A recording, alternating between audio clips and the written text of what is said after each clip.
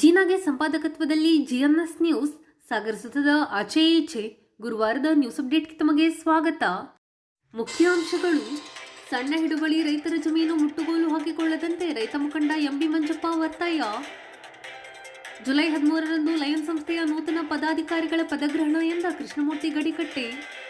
ಸಾಗರ Lions club ಹೆಚ್ಚು ದೇಣಿಗೆ ನೀಡುತ್ತಿದೆ ಎಂದ ಇಳಿ ಶ್ರೀಧರ್. ರೋಟರಿ 1 ವರ್ಷದ ಕಾರ್ಯಕ್ಕೆ ಜಿಲ್ಲಾ ಗವರ್ನರ್ ಶಹಬಾಸ್ ಗಿರಿ. ಸರ್ಕಾರಿ ನೌಕರರ ಬೇಡಿಕೆ ಈಡೇರಿಸದಿದ್ದರೆ ಜುಲೈ 29ರಿಂದ ಅನಿರ್ದಿಷ್ಟಾವಧಿ ಪ್ರತಿಭಟನೆ ಎಚ್ಚರಿಕೆ ನೀಡಿದ ಜಿ ಪರಮೇಶ್ವರ್. ಈಗ ಸುದ್ದಿಯ ವಿವರ. ಸರ್ಕಾರಿ ಜಾಗ ರಕ್ಷಣೆ ಹೆಸರಿನಲ್ಲಿ ಸಣ್ಣ ಹಿಡುವಳಿದಾರರ ಜಾಗವನ್ನು ವಶಪಡಿಸಿಕೊಳ್ಳುವ ಕೆಲಸ ಮಾಡಬಾರದು ಎಂದು ರೈತ ಮುಖಂಡ ಎಂಬಿ ಮಂಜಪ್ಪ ಹಿರೇನೆಲ್ಲೂರು ಮನವಿ ಮಾಡಿದ್ದಾರೆ. ಗುರುವಾರ ಸುದ್ದಿಗೋಷ್ಠಿಯಲ್ಲಿ ಮಾತನಾಡಿದ ಅವರು,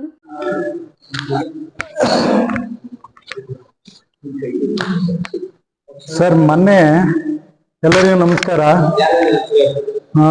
ಆಲಹಳ್ಳಿ ದೇವು ರೈತ ಮುಖಂಡ, ಮಂಜಪ್ಪ ಎಂಬಿ ಹಿರೇನೆಲ್ಲೂರು ರೈತ ಮುಖಂಡ, ರಮೇಶ್ ಅಜ್ಜಿನಬೈಲ್ ರೈತ ಮುಖಂಡರು, ಆಲಹಳ್ಳಿ ದೇವು. ಸರ್, ಮೊನ್ನೆ ಸರ್ಕಾರಿ ಜಾಗ ರಕ್ಷಣೆಗೆ ಪಣ ಅಂತೇಳಿ ಮುಖ್ಯಮಂತ್ರಿ ಅವರು ಒಂದು DC ಅವರಿಗೆ ಮತ್ತೆ CO ಅವರಿಗೆ ಎಲ್ಲ ರಾಜ್ಯಾದ್ಯಂತ ವಾರ್ನ್ ಮಾಡ್ಯಾರ. ಸರ್ಕಾರಿ ಭೂಮಿಗಳನ್ನ ತೆರವುಗೊಳಿಸ್ರಿ ಅಂತೇಳಿ. ಸರ್ಕಾರಿ ಭೂಮಿಗಳನ್ನ ತೆರವುಗೊಳಿಸ್ರಿ ಅಂದ ತಕ್ಷಣನೇ ಈ ಸಣ್ಣ ಹಿಡುವಳಿದಾರರು ಸ್ವಲ್ಪ ಸರ್ಕಾರಿ ಭೂಮಿ ಮಾಡ್ಕೊಂಡು ತೋಟ ಅಥವಾ ಇನ್ನೊಂದಲ್ಲ ಹಿತ್ಲು ಬಾಗ್ಲು ಇಂಥವೆಲ್ಲ ಮಾಡ್ಕೊಂಡಿರ್ತಾರೆ. ಬಟ್ ಅವರು ಈಗ ಈ ಅಧಿಕಾರಿಗಳು ಏನ್ ಮಾಡ್ಬಿಡ್ತಾರೆ, ತೆರವುಗೊಳಿಸ್ರಿ ಅಂದ ತಕ್ಷಣ ಫಸ್ಟ್ ಅಟ್ಯಾಕ್ ಮಾಡೋದು ಸಣ್ಣರ್ನೇ. ಈ ಸಣ್ಣರ್ನ ಮಾಡಿದ್ದು ಅವ್ರು ಏನ್ ಮಾಡ್ತಾರೆ, ಸಾಲ ಸೂಲ ಮಾಡ್ಕೊಂಡು ತೋಟ ಗೀಟ ಮಾಡ್ಕೊಂಡಿರ್ತಾರೆ. ಅಧಿಕಾರಿ ಹೋಗಿ ತೆರವುಗೊಳ್ಸಕ್ ಸಣ್ಣರ್ನ ಹೋದ ತಕ್ಷಣ ಭಯ ಭೀತಿಗೊಂಡು ಮತ್ತೆ ಅವ್ರ ಪ್ರಾಣಾಪಾಯಕ್ಕೂ ದಾರಿ ಮಾಡಿಕೊಡ್ಬೋದು. ಮುಖ್ಯಮಂತ್ರಿ ಅವರು ಹೇಳಿರೋದು ಸರ್ಕಾರಿ ಜಾಗ ತೆರವುಗೊಳಿಸ್ರಿ ಅನ್ನೋದು ತಪ್ಪೇನಿಲ್ಲ. ಯಾಕಂದ್ರೆ ದೊಡ್ಡ ದೊಡ್ಡ ಪ್ರಭಾವಿಗಳು 100 ಎಕರೆ ಮಾಡ್ಕೊಂಡಿದ್ದಾರೆ, ಅವನ್ನೆಲ್ಲ ತೆರವುಗೊಳಿಸ್ಲೇಬೇಕು, ಅನಿವಾರ್ಯ. ಬಟ್ ಆದ್ರೆ ಇಲ್ಲಿ ಮತ್ತೆ CO ಅವರಿಗೂ ಆರ್ಡರ್ ಮಾಡ್ಯಾರೆ. CO ಅವ್ರಿಗೆ ಆರ್ಡರ್ ಮಾಡಿದ್ರೆ ಗ್ರಾಮ ಠಾಣ ಬಂದ್ಬಿಡ್ತು. ಹಳ್ಳಿ ಒಳಗೆ ಗ್ರಾಮ ಠಾಣದಾಗ ಏನ್ ತಿಳ್ಕೊಬಿಟ್ಟಾರ ಅಂದ್ರೆ ಬೇಲಿ ಹಾಕಿರೋದಷ್ಟು ನಂದೇ ಜಾಗ ಅಂತ. ಬಟ್ 94 CC ಒಳಗೆ 30-40 ಮಾತ್ರ ಒಂದು ಹಳ್ಳಿ ಒಳಗೆ ಗ್ರಾಮ ಠಾಣದಾಗೆ 40-50 ಮಾತ್ರ ಮಂಜೂರಾತಿ ಮಾಡ್ಕೊಳಕ್ಕೆ ಅವಕಾಶ ಐತಿ. ಇನ್ನು ಉಳಿಕೆದೆಲ್ಲ ಸರ್ಕಾರಿಗೆ ಸಂಬಂಧಪಟ್ಟಿರೋ ಜಾಗ. ಬಟ್ ಅಲ್ಲಿನ ರೈತರಿಗೆಲ್ಲ ಗೊತ್ತಿರೋದಿಲ್ಲ ಈ ವಿಚಾರ. ಮತ್ತೆ ಈ ಕೃಷಿ ಕಾರ್ಮಿಕರಿಗೆ ಮತ್ತೆ ರೈತರಿಗೆ ಏನು ಸಣ್ಣ ಹಿಡುವಳಿದಾರ ಇರ್ತಾನೋ ಅವನಿಗೆ 4 ಎಕರೆ 38 ಗುಂಟೆ ಬಗರುಕುಮ್ನೆ ಮಂಜೂರಾತಿ ತಗೊಳಕ್ ಅವಕಾಶ ಐತಿ. ಈಗ 1 ಎಕರೆ ಇದ್ರೆ ಇನ್ 3 ಎಕರೆ 30 ಗುಂಟೆ ತಗೋಬಹುದು, 38 ಗುಂಟೆನ. ಅವನಿಗೆ ಈಗ ಏನ್ ಮಾಡ್ತಾರೆ ಅಧಿಕಾರಿಗಳು, ಮಂತ್ರಿಗಳೇ ಈ ತರ ಹೇಳಿದ್ಮೇಲೆ ಟಕ್ಕಂತ ಹೋಗಿ ಇವ್ರನ್ನೆಲ್ಲ ತೆರವುಗೊಳಿಸಕ್ ಹೋಗ್ಬಿಡ್ತಾರೆ. ಅವಾಗ ಅವ್ರು ಭಯಭೀತಿ ಹೋಗ್ತಾರೆ. ದಯಮಾಡಿ ಮುಖ್ಯಮಂತ್ರಿಗಳು ಮತ್ತೆ ಈ ನಮ್ಮ ತಾಲೂಕು ಜಿಲ್ಲಾ ಮಟ್ಟದ ಅಧಿಕಾರಿಗಳು ಸಣ್ಣ ಹಿಡುವಳಿದಾರನ್ನ ನಾವು ಕೈ ಬಿಡ್ತು ಅನ್ನೋದು ಸ್ಟೇಟ್ಮೆಂಟ್ ಕೊಡ್ಬೇಕು. ಸ್ಟೇಟ್ಮೆಂಟ್ ಕೊಡದೇ ಇದ್ಬಿಟ್ರೆ ಜನ ಭೀತಿಯಾಗಿ ಮತ್ತೆ ಅನಾಹುತ ಸ್ಥಿತಿಗೆ ಹೋಗ್ಬಿಡ್ತಾರೆ ಅನ್ನೋದ್ರ ಬಗ್ಗೆ ಒಂದು ವರದಿ ಮಾಡ್ತಾ ಇದ್ದೀವಿ. ಮತ್ತೆ ಎರಡನೇದಾಗಿ ಕೆಲವು ಸಂಘಟನೆಗಳು ಅಥವಾ ಪಕ್ಷಗಳು ಗೃಹಲಕ್ಷ್ಮಿ ಶಕ್ತಿ ಯೋಜನೆ ಇಂಥವನ್ನೆಲ್ಲ ಕೊಡಬಾರ್ದು, ಇದರಿಂದ ನಮ್ಮ ರಾಜ್ಯ ಬರ್ಪತ್ತಾಕತಿ ಅನ್ನೋದ್ರ ಬಗ್ಗೆ ಮಾತಾಡ್ತಾ ಇದ್ದಾರೆ. ದಯಮಾಡಿ ಈ ರಾಜ್ಯದ ಏನಾದ್ರು ಬರ್ಪತ್ತಾಗಬೇಕಂದ್ರೆ ಪ್ರತಿಯೊಬ್ಬ ಮುಖ್ಯಮಂತ್ರಿ ಆದರೂ ಲಕ್ಷ ಕೋಟಿ ಅಂಗನವಾಡಿಯಿಂದ ಹಿಡಿದು A to Z ಸ್ಕೂಲ್ ತನಕನೂ ಅವ್ರು ಸರ್ಕಾರಿ ಜಾಗದಾಗ 100 ಎಕರೆ ಆಕ್ರಮಣ ಮಾಡುದು, ಮಂಜೂರಾತಿ ತರೋದು ಮಾಡಿದ್ದು, ಇದು ನಮ್ಮ ರಾಜ್ಯಕ್ಕೆ ನಷ್ಟ ಆಗೈತಿ. ಅದು ಬಿಟ್ಟು ಒಬ್ಬ ಏಕೈಕ ಮುಖ್ಯಮಂತ್ರಿ ಇಲ್ಲಿ ಜಾತೀಯತೆ ನೋಡ್ದೆ, ₹1 ಕಮಿಷನ್ ನೋಡ್ದೆ 60,000 ಕೋಟಿನ ಬಡವರನ್ನ ಒಂದು ಹಂತಕ್ಕೆ ಮೇಲೆ ಎತ್ತಬೇಕು ಅನ್ನೋದಕ್ಕಾಗಿ ಒಂದು ಸಹಕಾರ ಕೊಡ್ತಾ ಇದಾರಲ್ಲ, ಇದನ್ನ ವಿರೋಧ ಮಾಡೋಂತ ಯಾವುದೇ ಸಂಘಟನೆಗೂ ನಮ್ಮ ರೈತ ಸಂಘ ವಿರೋಧ ಐತಿ. ದಯಮಾಡಿ ಇಲ್ಲಿ ನಾನು ಹೇಳೋ ಪ್ರಕಾರ ಅಂದ್ರೆ ಆ ತಾಲೂಕಿನಾಗ ಆ ಜಾತಿ ವರ್ಗದವ್ರು ಸಿಕ್ಕಾಪಟ್ಟೆ ಭೂಮಿನ ಹೊಡ್ಕೊಬಿಟ್ರು. ಈ ನಮ್ಮ ಏರಿಯಾದ ನಮ್ಮ ಜಾತಿಯವ್ರು ಜಾಸ್ತಿ ಹೊಡೆದ್ರು, ಇನ್ನೊಂದು ಏರಿಯಾದ ಉತ್ತಮ ವರ್ಗದಲ್ಲಿ ಇದೆ ಅಂತ ಬರ್ತಾನೆ ಯಾವುದೇ ವರ್ಗದಾಗೂ ಇಲ್ಲ ಅಂತ ನಾ ಹೇಳೋದು. ಸಣ್ಣ ವರ್ಗ ಇವತ್ತು ಕೂಲಿನಾರು ಮಾಡಿ ಹೋಗಕ್ಕೆ ಒಂದು ಅವಕಾಶ ಐತಿ. ಉತ್ತಮ ವರ್ಗದವರು ಇವತ್ತು ಕೂಲಿಗೂ ಹೋಗಂಗಿಲ್ಲ, ಅವ್ರು ಹಿಡುವಳಿ ಒಳಗೆ ಬದುಕ್ತಾ ಇದ್ದಾರೆ. ದಯಮಾಡಿ ಅಂತರಿಗೂ ಗೃಹಲಕ್ಷ್ಮಿ ಶಕ್ತಿ ಯೋಜನೆ ಇವೆಲ್ಲ ಅವಕಾಶ ಬೇಕು. ಈ ಏಕೈಕ ಮುಖ್ಯಮಂತ್ರಿ 1% ನಾವು ಲಾಭ ನಿರೀಕ್ಷೆ ಮಾಡದೆ ಏನಾದ್ರು ಕೊಟ್ಟಾರೆ ಅಂದ್ರೆ ನಿಜವಾಗೂ ಕರ್ನಾಟಕಕ್ಕೆ ಒಬ್ಬ ಗಾಡ್ ಅಂತಾನೆ ಹೇಳ್ಬೋದು ಅವ್ರನ್ನ. ಮುಂದಿನ ದಿನದಾಗ ಈ ಸರ್ಕಾರಿ ಜಾಗ ತೆರವುಗೊಳಿಸ್ತಾರೆ ಅಂದ್ರೆ ಏನೋ ತಪ್ಪೇನು ಮಾಡ್ತೀಯಲ್ಲ, ಅವರು ತೆರವುಗೊಳಿಸಿ ಇಲ್ದರಿಗೂ ಹಂಚಿಕೆನೂ ಮಾಡ್ಬೋದು. ಬಟ್ ಹಂಗಂತ ಹೇಳಿ ಸಣ್ಣ ಹಿಡುವಳಿದಾರನ್ನ ಕೈ ಬಿಡ್ತು ನಾವು ಅನ್ನೋದು ಒಂದು ಹೇಳಿಕೆ ಬರ್ಬೇಕು ಅವರಿಂದ ಅಥವಾ ಅಧಿಕಾರಿಯಿಂದ ಬರ್ಬೇಕು. ಇಷ್ಟು ಹೇಳಿ ನಮ್ಮ ಪತ್ರಿಕಾ ವಿಚಾರಗಳನ್ನ ಮುಗಿಸ್ತಾ ಇದ್ದೀನಿ. ಗೋಷ್ಠಿಯಲ್ಲಿ ರೈತ ಮುಖಂಡರಾದ ರಮೇಶ್ ಐಗಿನಬೈಲು, ದೇವು ಆಲಳ್ಳಿ ಇನ್ನಿತರರು ಹಾಜರಿದ್ದರು. ಲಯನ್ಸ್ ನೂತನ ಪದಾಧಿಕಾರಿಗಳ ಪದಗ್ರಹಣ ಕಾರ್ಯಕ್ರಮ ಜುಲೈ 13ರಂದು ಸಂಜೆ 6ಕ್ಕೆ ನೆಹರು ಮೈದಾನದಲ್ಲಿರುವ ಲಯನ್ಸ್ ಸೇವಾ ಮಂದಿರದಲ್ಲಿ ನಡೆಯಲಿದೆ ಎಂದು ಲಯನ್ಸ್ ನಿಯೋಜಿತ ಅಧ್ಯಕ್ಷ ಕೃಷ್ಣಮೂರ್ತಿ ಜಿಕೆ ತಿಳಿಸಿದರು. ಗುರುವಾರ ಸುದ್ದಿಗೋಷ್ಠಿಯಲ್ಲಿ ಮಾತನಾಡಿದ ಅವರು, ಎಲ್ಲ ಪತ್ರಿಕಾ ಮಿತ್ರರಿಗೂ ನಮಸ್ಕಾರ. ನಾವೆಲ್ಲರೂ ಸಾಗರ ಲಯನ್ಸ್ ಕ್ಲಬ್ಬಿನ ಸದಸ್ಯರು. 24-25ನೇ ಸಾಲಿನ ಅಧ್ಯಕ್ಷರಾಗಿ ನಾನು ಕೃಷ್ಣಮೂರ್ತಿ ಜಿಕೆ, ಹಾಗೆಯೇ ಇವರು ಲಯನ್ ಅಶ್ವಿನಿ ಕುಮಾರ್ ಲಯನ್ಸ್ ಕ್ಲಬ್ಬಿನ ಹಿರಿಯ ಸದಸ್ಯರು, ಹಾಗೆಯೇ ನಾಗರಾಜ್ MH ಅವರು ಈ ಸಾಲಿನ ಕಾರ್ಯದರ್ಶಿ, ಹಾಗೆಯೇ ಲಯನ್ ಇಡಿ ಶ್ರೀಧರ್ ಲಯನ್ಸ್ ಕ್ಲಬ್ಬಿನ ತುಂಬಾ ಹಿರಿಯ ಸದಸ್ಯರು, ಹಾಗೆಯೇ ವಿನಯ್ ಕುಮಾರ್ M ಈ ಸಾಲಿನ ಲಯನ್ಸಿನ ಖಜಾಂಚಿ. 1917 ಅಮೆರಿಕದಲ್ಲಿ ಮೆಲ್ವಿನ್ ಜೋನ್ಸ್ ರವರು ಈ ಒಂದು ಲಯನ್ಸ್ ಕ್ಲಬ್ ಅನ್ನ ಹುಟ್ಟುಹಾಕಿದರು. ಸೇವಾ ಸಂಸ್ಥೆಗಳಲ್ಲಿ ಅತ್ಯಂತ ದೊಡ್ಡ ಸಂಸ್ಥೆಯಾದಂತಹ ಲಯನ್ಸ್ ಕ್ಲಬ್ ದೇಶದ ಪ್ರಪಂಚದ ಹಲವಾರು ಕಡೆ ಅತ್ಯಂತ ಚಟುವಟಿಕೆಯಿಂದ ಸೇವಾ ಕಾರ್ಯಗಳನ್ನು ಮಾಡ್ತಾ ಇದೆ. ಸುಮಾರು 210 ದೇಶಗಳಲ್ಲಿ ಲಯನ್ಸ್ ಕ್ಲಬ್ ತನ್ನ ಚಟುವಟಿಕೆಯನ್ನು ತೊಡಗಿಸಿಕೊಂಡಿದೆ. 1973 ಲಯನ್ಸ್ ಕ್ಲಬ್ ಭಾರತಕ್ಕೆ ಪಾದಾರ್ಪಣೆಯನ್ನು ಮಾಡಿತು. ತನ್ನ ಮೊಟ್ಟ ಮೊದಲನೆಯ ಕಚೇರಿಯನ್ನ ಲಯನ್ಸ್ ಕ್ಲಬ್ ಮುಂಬೈಯಲ್ಲಿ ಪ್ರಾರಂಭ ಮಾಡಿತು.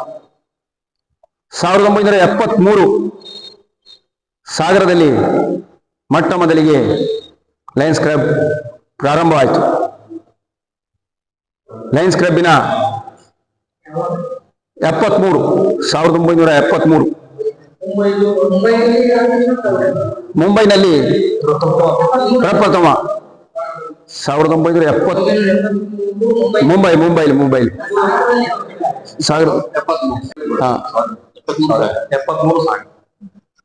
ಸಾಗರದಲ್ಲಿ ಪ್ರಾರಂಭ ಆಯಿತು. ಸಾಗರದ ಒಂದು ಕ್ಲಬ್ಬಿನ ಪ್ರಪ್ರಥಮ ಅಧ್ಯಕ್ಷರಾಗಿ ಖ್ಯಾತ ಅಡಿಕೆ ವ್ಯಾಪಾರಿಗಳು ದಾನಿಗಳು ಆದಂತಹ CGK ಚಿಪ್ಪಳಿ ಗೋಪಾಲ್ ಕೃಷ್ಣರಾಯರು ಪ್ರಥಮ ಅಧ್ಯಕ್ಷರಾಗಿ ಲಯನ್ಸ್ ಕ್ಲಬ್ಗೆ ಆಯ್ಕೆಯಾದರು. ಹಾಗೆಯೇ ಸಾಗರದ LB ಕಾಲೇಜಿನ ಕಾಮರ್ಸ್ ವಿಭಾಗದ ಮುಖ್ಯಸ್ಥರು, ಸ್ವಲ್ಪ ಕಾಲ LB ಕಾಲೇಜಿನ ಪ್ರಾಂಶುಪಾಲರಾಗಿ ಕೆಲಸ ಮಾಡಿದಂತಹ ಶ್ರೀಯುತ ರಮೇಶ್ ಭಟ್ರವರು ಕಾರ್ಯದರ್ಶಿಯಾಗಿ ಆಯ್ಕೆಯಾದರು. ಹಾಗೆಯೇ ಸಂಸ್ಥಾಪಕ ಸದಸ್ಯರಾಗಿ ಲಯನ್ MB ಪುಟ್ಟಸ್ವಾಮಿ ಅವರು ಹಾಗೂ ಲಯನ್ ಶ್ರೀನಾಥ್ ಅವರು ಸಹ ಆಯ್ಕೆಯಾಗಿದ್ದಾರೆ. ಸೇವಾ ಕಾರ್ಯಗಳಲ್ಲೇ ಅತ್ಯಂತ ಮುಂಚೂಣಿಯಲ್ಲಿರ್ತಕ್ಕಂಥ ಲಯನ್ಸ್ ಸಂಸ್ಥೆ ಸಾಗರದಲ್ಲೂ ಸಹ ತನ್ನ ಸೇವಾ ಕಾರ್ಯವನ್ನ ಮುಂದುವರಿಸಿದೆ. ಅಂಧತ್ವ ನಿವಾರಣೆ ಇರ್ಬೋದು, ಮಹಿಳಾ ಸಬಲೀಕರಣ ಇರ್ಬೋದು, ಹಾಗೆ ಆರೋಗ್ಯದ ಕಡೆ ಇರ್ಬೋದು, ಹಾಗೆ ಬ್ಲಡ್ ಡೊನೇಟ್ ಇರ್ಬೋದು, ಹಾಗೆ ಯುವಕರನ್ನ ಹುರಿದುಂಬಿಸಿದಂತ ಕೆಲಸ ಇರ್ಬೋದು. ಲಯನ್ಸ್ ಕ್ಲಬ್ ಸದಾ ಚಟುವಟಿಕೆಯಲ್ಲಿ ಮುಂದಿದೆ.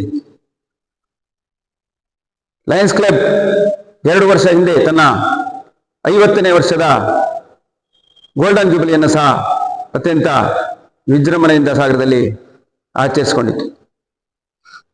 ಸಾಮಾನ್ಯವಾಗಿ ಎಲ್ಲ ಕ್ಲಬ್ಬಿನ ಲೆಕ್ಕಾಚಾರಗಳು ಮಾರ್ಚ್ ಎಂಡಿಗೆ ಮುಗಿದ್ರೆ ಈ ಲಯನ್ಸ್ ಮತ್ತು ರೋಟರಿ ಜೂನ್ ಎಂಡಿಗೆ ತನ್ನ ಒಂದು ಕಮಿಟಿಯನ್ನ ಅವಧಿಯನ್ನ ಮುಗಿಸ್ತದೆ. ಹಾಗಾಗಿ ಜುಲೈನಲ್ಲಿ ಒಂದು ಪದಗ್ರಹಣ ಕಾರ್ಯಕ್ರಮವನ್ನ 13ನೇ ತಾರೀಕು ಶನಿವಾರ 6 ಗಂಟೆಗೆ ಸಾಗರದ ಲಯನ್ಸ್ ಸೇವಾ ಮಂದಿರದಲ್ಲಿ ಇಟ್ಕೊಂಡಿದ್ದೇವೆ. ಈ ಒಂದು ಪದಗ್ರಹಣ ಕಾರ್ಯಕ್ರಮಕ್ಕೆ Swapna Suresh lion PPMJF first VDJ lion Swapna Suresh ಅವರು ಆಗಮಿಸ್ತಾ ಇದ್ದಾರೆ. ಫಸ್ಟ್ VDJ ಅಂತಂದ್ರೆ ಲಯನ್ಸ್ ಕ್ಲಬ್ ನಲ್ಲಿ 2 ಗವರ್ನರ್ಗಳನ್ನು ಮುಂಚೆನೆ ಆಯ್ಕೆ ಮಾಡಿರ್ತಾರೆ. ಈಗಿನ ಗವರ್ನರು ಹನೀಫ್, ನೆಕ್ಸ್ಟ್ ಗವರ್ನರ್ ಆಗ್ತಕ್ಕಂಥವ್ರು ಲಯನ್ ಸ್ವಪ್ನ ಸುರೇಶ್ ಅವರು ಈಗಾಗಲೇ ಆಯ್ಕೆ ಆಗಿದ್ದಾರೆ. ಮುಂದಿನ ವರ್ಷ ಅವರು ನಮ್ಮ ಪದಗ್ರಹಣ ಕಾರ್ಯಕ್ಕೆ ಅಧಿಕಾರಿಯಾಗಿ ಆಗಮಿಸ್ತಾ ಇದ್ದಾರೆ. ಹಾಗೆಯೇ ಆ ಕಾರ್ಯಕ್ರಮಕ್ಕೆ ನಮ್ಮ ರೀಜನಲ್ ಚೇರ್ಮನ್ ಆದಂಥ ಶಿವಮೊಗ್ಗದ ಸತೀಶ್ ಅವರು ಸಹ ಆಗಮಿಸ್ತಾ ಇದ್ದಾರೆ.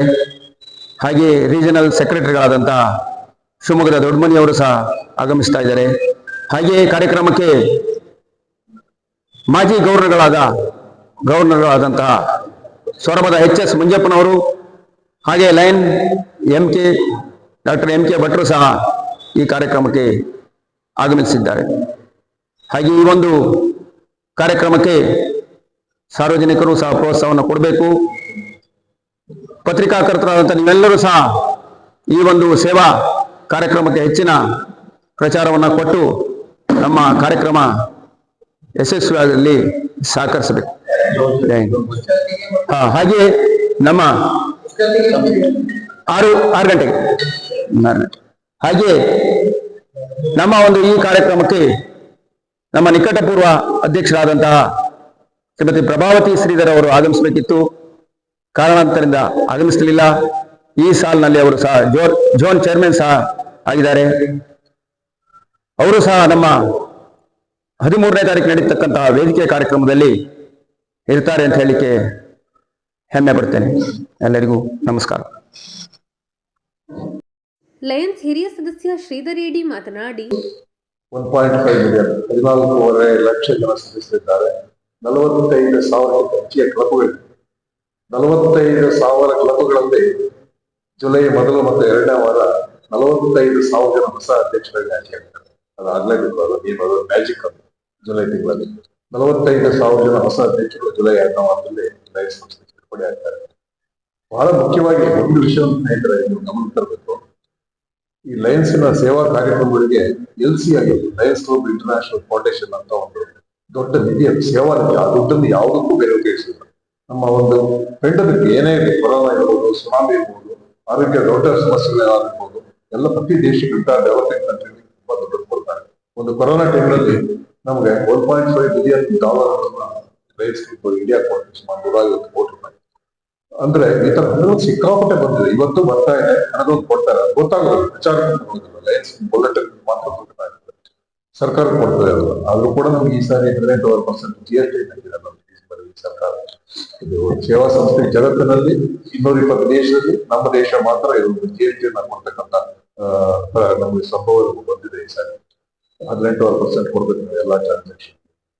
ಇದು ಏನಂದ್ರೆ ಆ ಸೇವಾ ನಿಧಿಗೆ ಯಾರು ಕೊಡ್ಬೇಕು ದುಡ್ಡು? ಆ ಸೇವಾ ನಿಧಿಗೆ ಕೋಟ್ಯಾಂತರ ಡಾಲರ್ ಅದನ್ನ ಎಲ್ಲ ದೇಶಗಳು ಹಂಚ್ತಾರೆ. ಯಾರು ಕೊಡ್ಬೇಕು? ಸದಸ್ಯರೇ ಕೊಡ್ಬೇಕು, ಲಯನ್ಸ್ ಸದಸ್ಯರು. ನಮ್ಮ ಕ್ಲಬ್ ನಲ್ಲಿ ಒಬ್ಬ ವ್ಯಕ್ತಿಗೆ ಆ ನಿಧಿ ಕೊಡ್ಬೇಕಾದ್ರೆ ಮಿನಿಮಮ್ $1,000 ಕೊಡ್ಬೇಕು. $1,000 ಮಿನಿಮಮ್ ಒಬ್ಬ ಸದಸ್ಯ ಕೊಡ್ಬೇಕು. ಅವನಿಗೆ ಫೆಲೋಶಿಪ್ ಬರ್ತದೆ. ನಮ್ಮ ಫೌಂಡರ್ ಹೆಸರು ನೆಲ್ಲಿನ್ ಜೋನ್ಸ್ ಅಂತ, ನಮ್ಮ ಸಂಸ್ಥಾಪಕರು ಅವ್ರ ಹೆಸರು ನೆಲ್ಲಿನ್ ಜೋನ್ಸ್. 3 ಅಕ್ಷರವನ್ನು ಸೇರಿಸಬಹುದು.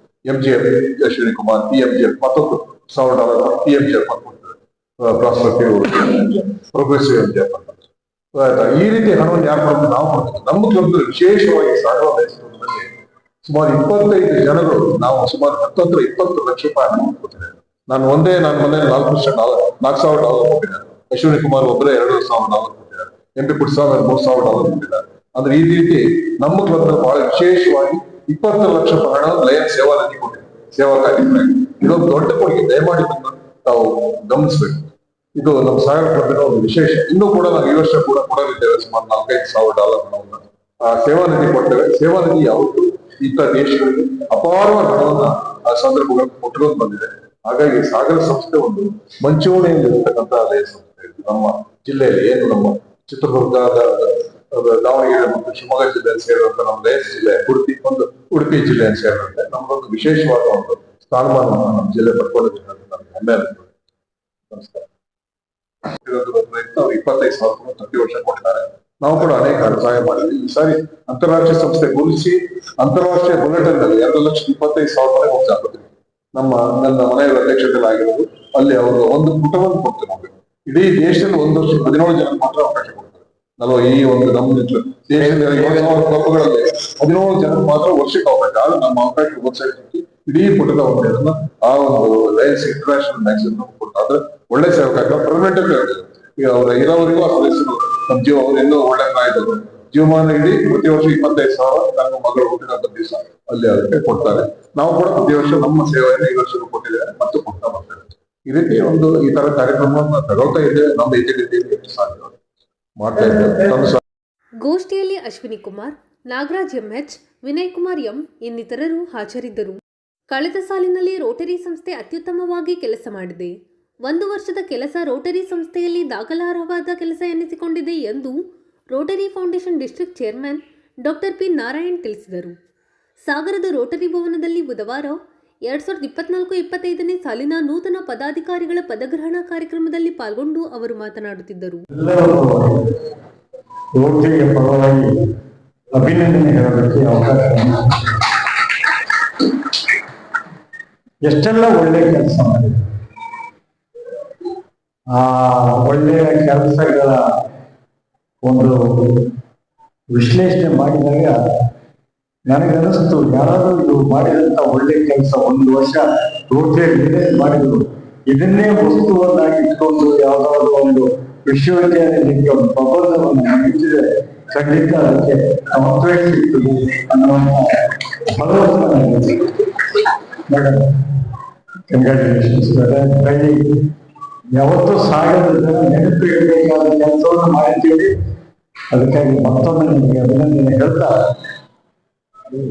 ಸಾಮಾನ್ಯವಾಗಿ ಅಧಿಕಾರ ವಹಿಸಿಕೊಟ್ಟ ನಂತರ ಅಧ್ಯಕ್ಷರು ಸ್ವಲ್ಪ ಆಟಿಟ್ಯೂಡ್ ಚೇಂಜ್ ಆಗೋ ಸಾಧ್ಯತೆ ಬಹುಶಃ ಎಲ್ಲ ಕ್ಲಬ್ಗಳು ಇರ್ತಕ್ಕಂಥದ್ದು ಪಾಸ್% ಅನ್ನುವಂಥ ಒಂದು ಹೊಸ ಬಿರುದು ಬರ್ತದೆ. ಆದರೆ ಇವತ್ತು ನನಗೆ ಧೈರ್ಯ ಬಂದಿದೆ. ನಮ್ಮ ಡಾಕ್ಟರ್ ರಾಜನಂದಿನಿಯವರು ಮಾತ್ರ ಆಗೋಲ್ಲ. ಮೇಡಮ್, ನಿಮ್ಮ ಅನುಭವ, ನೀವು ಮಾಡಿದಂಥ ಕೆಲಸಗಳ ಸಂಪೂರ್ಣ ಲಾಭ ಈ ಕ್ಲಬ್ಗೆ ನಿರಂತರವಾಗಿ ಸಿಗುತ್ತೆ ಅನ್ನುವ ಭರವಸೆ ನನಗೆ ಮೂಡಿ ಬಂದಿದೆ. ಹಾಗಾಗಿ ಸ್ನೇಹಿತರೆ,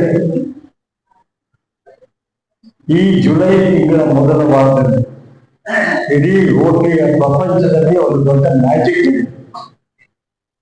ಒಮ್ಮೆ ಕಲ್ಪನೆ ಮಾಡಿ, ಇವತ್ತು ಸಾಗರ ಕ್ಲಬ್ಬಿನ ನೂತನ ಅಧ್ಯಕ್ಷರಾಗಿ ಡಾಕ್ಟರ್ ನಿರಂಜನ್ ಹೆಗ್ಡೆಯವರು ಅಧಿಕಾರ ಸ್ವೀಕಾರ ಮಾಡಿದ್ದಾರೆ. ಅದು ಇಂಥದ್ದೇ ಪ್ರಕ್ರಿಯೆ ಪ್ರಪಂಚದಾದ್ಯಂತ 36,000 ರೋಟರಿ ಕ್ಲಬ್ಗಳು, ಪ್ರಪಂಚದ ಅತ್ಯಂತ ದೊಡ್ಡ ಸ್ವಯಂ ಸೇವಾ ಸಂಸ್ಥೆ. ರೋಟರಿ ಸಂಸ್ಥೆಯ ನಿಕಟಪೂರ್ವ ಅಧ್ಯಕ್ಷೆ ಡಾಕ್ಟರ್ ರಾಜನಂದಿನಿ ಕಾಗೋಡು ಮಾತನಾಡಿದರು. ನೂತನ ಅಧ್ಯಕ್ಷರಾಗಿ ಡಾಕ್ಟರ್ ನಿರಂಜನ್ ಹೆಗಡೆ ಹಾಗೂ ಕಾರ್ಯದರ್ಶಿಯಾಗಿ ಸಂದೇಶ್ ಕುಮಾರ್ ಶೆಟ್ಟಿ ಅಧಿಕಾರ ಸ್ವೀಕರಿಸಿದರು. ಕಾರ್ಯಕ್ರಮದಲ್ಲಿ Gautam KS, Rajeev BN, Suresh MH, Santosh TR ಇನ್ನಿತರರು ಹಾಜರಿದ್ದರು. ಸರ್ಕಾರಿ ನೌಕರರ ವಿವಿಧ ಬೇಡಿಕೆಗಳನ್ನು ಈಡೇರಿಸುವಂತೆ ಒತ್ತಾಯಿಸಿ ಬುಧವಾರ ಸರ್ಕಾರಿ ನೌಕರರ ಸಂಘ ಹಾಗೂ ವಿವಿಧ ಇಲಾಖಾ ನೌಕರರ ಸಂಘದ ವತಿಯಿಂದ ಶಾಸಕ ಗೋಪಾಲಕೃಷ್ಣ ಬೇಳೂರು ಅವರಿಗೆ ಮನವಿ ಸಲ್ಲಿಸಲಾಯಿತು. ಈ ಸಂದರ್ಭದಲ್ಲಿ ಮಾತನಾಡಿದ ಸರ್ಕಾರಿ ನೌಕರರ ಸಂಘದ ಅಧ್ಯಕ್ಷ ಜಿ ಪರಮೇಶ್ವರಪ್ಪ, ಕರ್ನಾಟಕ ರಾಜ್ಯ ಸರ್ಕಾರಿ ನೌಕರರ ಸಂಘ ಸಾಗರ ತಾಲೂಕು ಹಾಗೂ ಎಲ್ಲ ವೃಂದ ಸಂಘಗಳ ಅಧ್ಯಕ್ಷರು ಮತ್ತು ಪದಾಧಿಕಾರಿಗಳ ಜೊತೆಗೆ ಸೇರಿ ಇವತ್ತು ಸನ್ಮಾನ್ಯ ಸಾಗರ ಕ್ಷೇತ್ರದ ವಿಧಾನಸಭಾ ಶಾಸಕರು ಮತ್ತು ಅಧ್ಯಕ್ಷರು ಕರ್ನಾಟಕ ರಾಜ್ಯ ಅರಣ್ಯ ಕೈಗಾರಿಕಾ ನಿಗಮ ನಿಯಮಿತ ಬೆಂಗಳೂರು ಇವರಿಗೆ ಕರ್ನಾಟಕ ರಾಜ್ಯ ಸರ್ಕಾರಿ ನೌಕರರು ಮತ್ತು ಅನುದಾನಿತ ನೌಕರರ ಪರವಾಗಿ 7ನೇ ವೇತನ ಆಯೋಗ ಹಾಗೆಯೇ ಹಳೆ ಪಿಂಚಣಿ ಯೋಜನೆ ಜಾರಿಯಾಗಬೇಕು ಮತ್ತು ಆರೋಗ್ಯ ಸಂಜೀವಿನಿ ಯೋಜನೆ ಜಾರಿಯಾಗಬೇಕು ಅಂತಕ್ಕಂಥದ್ದು, ಹಾಗೆಯೇ ಪ್ರಮುಖವಾಗಿ ಹಳೆ ಪಿಂಚಣಿ ಯೋಜನೆ ಜಾರಿಯಾಗ್ತಕ್ಕಂಥದ್ದು ಮತ್ತು 7ನೇ ವೇತನ ಆಯೋಗ ಇವತ್ತು ಜಾರಿಗೆ ಬರಬೇಕು. ಆಯೋಗ ಈಗಾಗಲೇ 19 ತಿಂಗಳ ಹಿಂದೆನೇ ವರದಿಯನ್ನು ಕೊಟ್ಟಿದೆ. ಸೊ ಆದಷ್ಟು ಶೀಘ್ರವಾಗಿ ಅದನ್ನು ಜಾರಿಗೆ ತರುವುದರ ಮೂಲಕವಾಗಿ ಸನ್ಮಾನ್ಯ ಕರ್ನಾಟಕ ರಾಜ್ಯದ ಮುಖ್ಯಮಂತ್ರಿಗಳಾಗಿರ್ತಕ್ಕಂಥ ಸಿದ್ದರಾಮಯ್ಯ ಸರ್ ಅವರು, ಹಾಗೆಯೇ ಉಪಮುಖ್ಯಮಂತ್ರಿಗಳಾಗಿರ್ತಕ್ಕಂಥ ಡಿ ಕೆ ಶಿವಕುಮಾರ್ ಸರ್ ಅವರು ತಮ್ಮೆಲ್ಲ ಸಚಿವ ಸಂಪುಟದ ಸಹೋದ್ಯೋಗಿಗಳೊಂದಿಗೆ ಚರ್ಚೆಯನ್ನು ಮಾಡಿ ಆದಷ್ಟು ಶೀಘ್ರದಲ್ಲಿ ಈ 2ನೇ ವೇತನ ಆಯೋಗ ಮತ್ತು ಹಳೆ ಪಿಂಚಣಿ ಯೋಜನೆ ಮತ್ತು ಜ್ಯೋತಿ ಸಂಜೀವಿನಿ ಯೋಜನೆ ಜಾರಿಗೆ ತರಬೇಕು ಅಂತಕ್ಕಂಥದ್ದನ್ನು ಆಗ್ರಹಪಡಿಸೋದ್ರ ಮೂಲಕವಾಗಿ ನಾವು ಈಗ ಮನವಿಯನ್ನು ನೀಡೋದ್ರ ಮೂಲಕವಾಗಿ ಸುಮಾರು 14ನೇ ತಾರೀಕಿನವರೆಗೆ ಮನವಿಗಳನ್ನು ನೀಡಿ ಅದಾದ ನಂತರದಲ್ಲಿ ದಿನಾಂಕ 15/7/2024 ಸಚಿವ ಸಂಪುಟ ಸಭೆ ಇದೆ. ಸೊ ಇಲ್ಲಿ ಶಾಸಕಾಂಗ ಸಭೆ ನಡೀತದೆ. ಸೊ ಆ ಸಭೆಯಲ್ಲಿ ಈ ತೀರ್ಮಾನಗಳನ್ನು ತೆಗೆದುಕೊಳ್ಬೇಕು. ಒಂದು ವೇಳೆ ತೆಗೆದುಕೊಳ್ಳದೇ ಇದ್ದರೆ ಮುಂದಿನ 23ನೇ ತಾರೀಕು, ಇದೇ ತಿಂಗಳು 23ನೇ ತಾರೀಕು ಬೆಂಗಳೂರಿನಲ್ಲಿ ಎಲ್ಲ ಕೇಡರ್ ಅಸೋಸಿಯೇಷನ್ಗಳ ಸಭೆಯನ್ನು ಕರೆದು ಮುಂದಿನ ಹಂತದಲ್ಲಿ ಇದೇ ಜುಲೈ 29ರಿಂದ ಅನಿರ್ದಿಷ್ಟಾವಧಿ ಮುಷ್ಕರವನ್ನು ಮಾಡಬೇಕು ಅಂತೇಳಿ ಕರ್ನಾಟಕ ರಾಜ್ಯ ಸರ್ಕಾರಿ ನೌಕರರ ಸಂಘ ಕೇಂದ್ರ ಸಂಘ ಕರೆಯನ್ನು ಕೊಟ್ಟಿದ್ದರ ಮೇರೆಗೆ ನಾವು ಇವತ್ತು ಮನವಿಯನ್ನು ಸಲ್ಲಿಸ್ತಾ ಇದ್ದೀವಿ. ಆದಷ್ಟು ಶೀಘ್ರವಾಗಿ ಜಾರಿಗೆ ನೀಡಲಿ ಅಂತೇಳಿ ನಾನು ಈ ಸಂದರ್ಭದಲ್ಲಿ ಅವರಲ್ಲಿ ಮನವಿಯನ್ನು ಮಾಡಿಕೊಳ್ತಾ ಇದ್ದೀನಿ. ಶಾಸಕರು ಕೂಡ ಇವತ್ತು ಸನ್ಮಾನ್ಯ ಮುಖ್ಯಮಂತ್ರಿಗಳು ಮತ್ತು ಡಿ ಕೆ ಶಿವಕುಮಾರ್ ಉಪಮುಖ್ಯಮಂತ್ರಿಗಳ ಜೊತೆಗೆ ನಿಕಟವಾಗಿರ್ತಕ್ಕಂಥ ಸಂಪರ್ಕವನ್ನು ಹೊಂದಿದ್ದಾರೆ. ಹಾಗಾಗಿರೋದ್ರಿಂದ ಅವರು ಸಹಿತ ಈ ಮನವಿ ನನಗೆ ಗೊತ್ತಿದೆ. ಈ ಇಡೀ ರಾಜ್ಯದ ನೌಕರ ಹಿತವನ್ನು ಕಾಯುವಂಥ ಕೆಲಸವನ್ನು ರಾಜ್ಯ ಸರ್ಕಾರ ಮಾಡುತ್ತೆ. ಹಾಗಾಗಿ ನಾನು ಕೂಡ ಅವರೊಂದಿಗೆ ಮಾತನಾಡಿ ಆದಷ್ಟು ಶೀಘ್ರದಲ್ಲಿ ಈ ಸಮಸ್ಯೆಗಳನ್ನು ಬಗೆಹರಿಸುವಂಥ ಕೆಲಸವನ್ನು ಮಾಡ್ತೀನಿ ಅಂತೇಳಿ ಸನ್ಮಾನ್ಯ ಶಾಸಕರು ಕೂಡ ಇವತ್ತು ಭರವಸೆಯನ್ನು ನೀಡಿದ್ದಾರೆ. ಹಾಗಾಗಿ ಅವರಿಗೆ ಹೃತ್ಪೂರ್ವಕವಾಗಿರ್ತಕ್ಕಂಥ ಧನ್ಯವಾದಗಳನ್ನು ತಿಳಿಸ್ತಾ ಇದ್ದೀನಿ. ಈ ಸಂದರ್ಭದಲ್ಲಿ ಸರ್ಕಾರಿ ನೌಕರರ ಸಂಘದ ವಿ ಚಂದ್ರಶೇಖರ್, ರಾಘವೇಂದ್ರ ಕುಮಾರ್, ಲಕ್ಷ್ಮೀ ಭಾಗವತ್, ಸವಿತಾ, ಲಕ್ಷ್ಮಣ್ ನಾಯ್ಕ್, ಸೋಮಪ್ಪ, ಮಾಲ್ತೇಶ್, ಜಗನ್ನಾಥ್, ಮನೋಹರಪ್ಪ ಇನ್ನಿತರರು ಹಾಜರಿದ್ದರು. ಇದು ಗುರುವಾರದ ಸಮಗ್ರ ಸುದ್ದಿ. ನಿರಂತರ ಸುದ್ದಿಗಾಗಿ ನೋಡ್ತಾ ಇರಿ GNS ನ್ಯೂಸ್. ನಮಸ್ಕಾರ.